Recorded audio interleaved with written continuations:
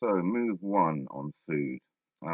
Basically, the point to start off with here is that food is like a microcosm, right, of all of the things that we do wrong as a society, all the way we go about doing things that are wrong and harmful and destructive and unsustainable.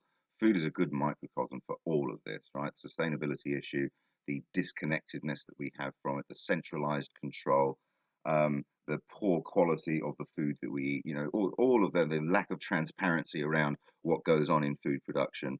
This is indicative of pretty much all domains.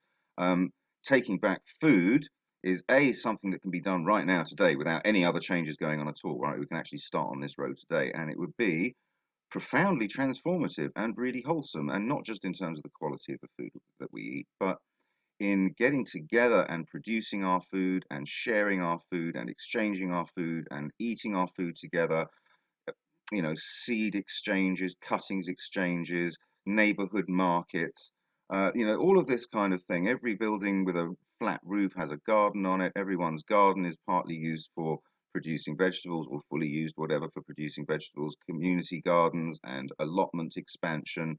All of this kind of thing could be done right now. Add to that the possibility of vertical farms in urban environments, and you have the capacity to produce a very significant proportion of food at a local, hands-on kind of level.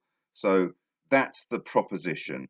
Um, I've mentioned most of the technologies available. One final thing is the notion of a return to permaculture and organic farming. There is this notion that couldn't produce enough food like that, but actually this is not true. Organic and permaculture techniques can produce more per square meter than intensive monoculture, plus a greater variety and better quality, but it is more labor intensive. And so I think a key thing to recognize here is that labor intensive, more people involved in food production is not a bad thing. It's a good thing. If we can get people out of bullshit jobs and into food production, reducing their need to earn money, because one of the primary things for which we require money, food, is now being taken care of at the local level.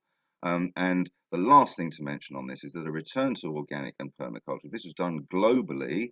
The restoration of the soil that would ensue as the microbiota in the soil comes back to life, it would draw down vast amounts of carbon into the soil, and this could more than offset all human global emissions as the soil comes back to life. So it is also a step on the road to a solution towards climate change. So there we go. That's the opening move on food.